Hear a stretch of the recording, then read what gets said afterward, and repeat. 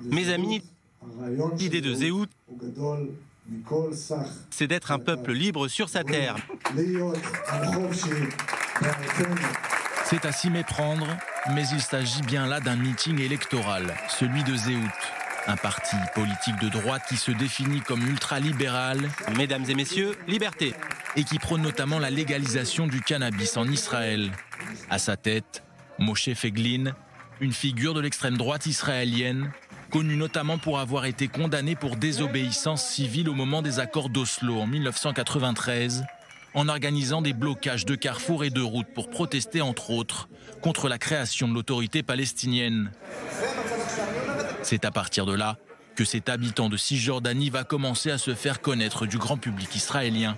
Ancien député du Likoud à la Knesset, ce rival assumé de Benyamin Netanyahou finit par quitter son poste à l'aube des élections de 2015 pour créer son propre parti, Zehut, identité en hébreu.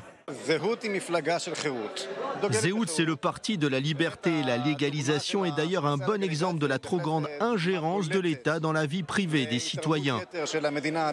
Nous voulons un marché libre et pas seulement dans le domaine du cannabis, mais aussi dans l'économie, dans l'éducation et dans la culture.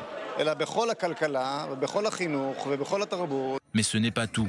Cet ultralibéral prône aussi la souveraineté juive sur toutes les parties de la terre d'Israël, ainsi que le transfert des Palestiniens de Cisjordanie.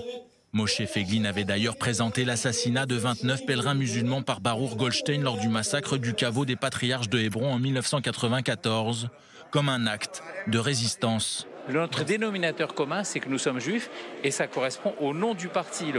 Le nom du parti, c'est Zehut, c'est l'identité. Et c'est ça le dénominateur commun. Les juifs, pour nous, c'est plus une nation, la nation juive. Aujourd'hui, un judaïsme peut réussir que s'il est tout à fait libre, démocrate, et de laisser à chacun vivre à la façon où il veut vivre.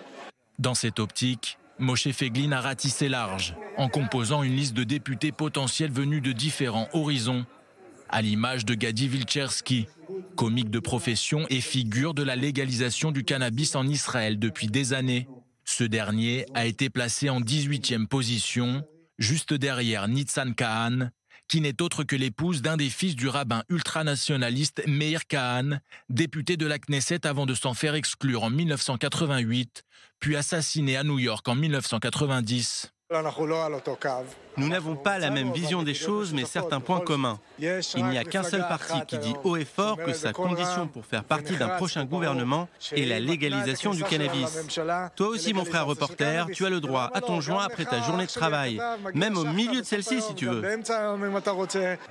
Une recrue de choix, selon Moshe Feiglin, qui espère ainsi glaner de nombreuses voix en faveur de Zehut, notamment celles des amateurs de psychotropes.